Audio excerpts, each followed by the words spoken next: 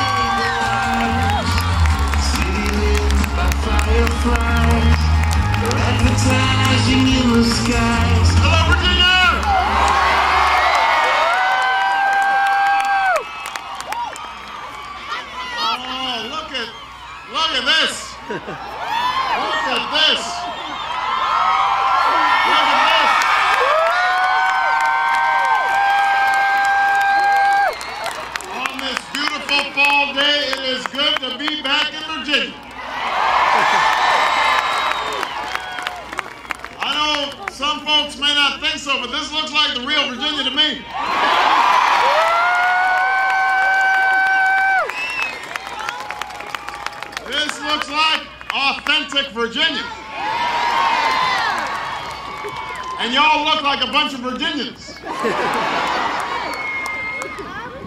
It is good to be back. Love you, first of all. I love you back. Let me, first of all, thank one of the greatest governors in this country and one of the finest men that I know. Give it up for Tim Kaine. One of the finest former senators and one of the best soon-to-be senators. Give it up for Mark Warner. Somebody who pretty soon is going to be a member of Congress, Judy Fader, candidate, Virginia 10th Congressional District. Give her a big round of applause. And I want to say thank you to the Ida Lee Park staff, our host today. What a beautiful, beautiful place to be. Thank you.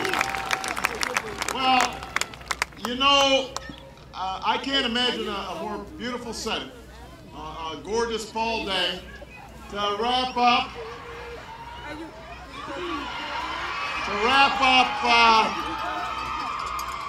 Excuse me back there. There's just some ladies up here who are misbehaving.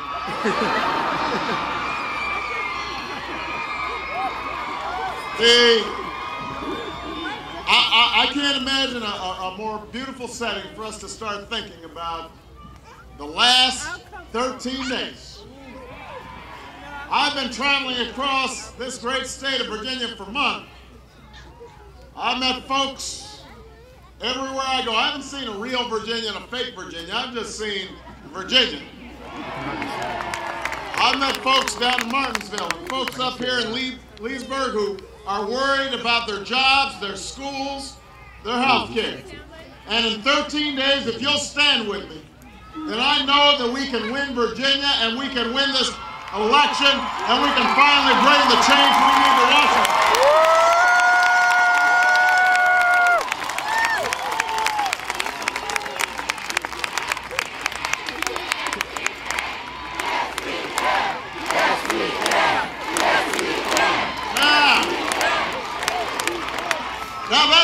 That's the good news. I feel like we got a righteous wind at our backs here. But we're going to have to work. We're going to have to struggle. We're going to have to fight for every single one of those 13 days to move this country in a new direction. And I'm hopeful about the outcome. We were thrilled this weekend when a great American statesman, General Colin Powell, joined our cause.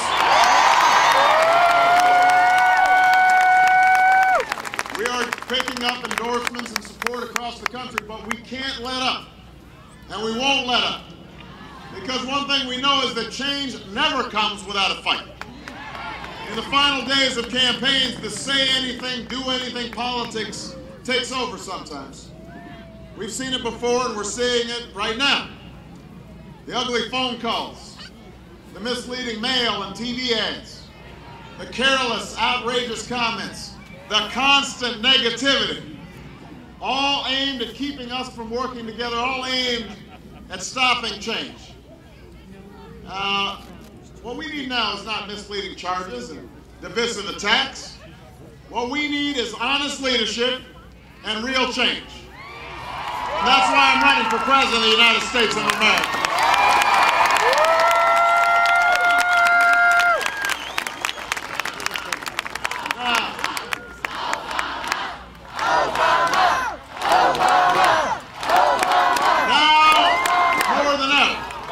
Now more than ever, this campaign has to be about the problems facing the American people. Because this is a moment of great uncertainty for America. The economic crisis we face is the worst since the Great Depression. Businesses large and small are finding it impossible to get loans, which means they can't buy new equipment or hire new workers, or even make payroll for the workers they have. And we've lost more than 750,000 jobs this year. Wages are lower than they've been in a decade, at a time when the cost of health care and college have never been higher. It's getting harder and harder to make the mortgage or fill up your gas tank or even keep the electricity on at the end of the month. And at this rate, the question isn't, are you better off than you were 4 years ago? It's, are you better off than you were 4 weeks ago? So I know these are difficult times. I know folks are worried. But I believe we can steer ourselves out of this crisis because I believe in you. I believe in the American people. I believe that we are the United States of America, a nation that has faced down war and oppression, great challenges and great threats, and at each and every moment, we've always risen to meet these challenges. Not as Democrats, not as Republicans, but as Americans. With resolve and with confidence and with that fundamental belief that here in America, our destiny is not written for us, it's written by us. We decide. That's who we are. That's the country we need to be right now, Virginia. But I know this. It will take a new direction. It will take new leadership. It will take a real change in the policies and politics of the last 8 years. That's what this election's all about. Now, my opponent's doing his best to change the subject, trying to distract us from talking about the economy. Senator McCain's campaign actually said a couple of weeks ago they were going to launch a series of attacks on my character because they said if we keep on talking about the economy, we're going to lose. That's a promise that my opponent has kept. He has been on the attack. That's what you do when you're out of ideas, out of touch, and running out of time. But here, Virginia, here's what they don't understand. With the economy in turmoil, the American dream at risk, the people don't want to hear politicians attack each other. You want to hear how we're going to attack the challenges facing middle-class families each and every day. That's what I'm going to talk about in these last 13 days. That's what I'll do as president over the next 4 years, because I can take 2 more weeks of John McCain's attacks, but the American people can't take 4 more years of the same old thing.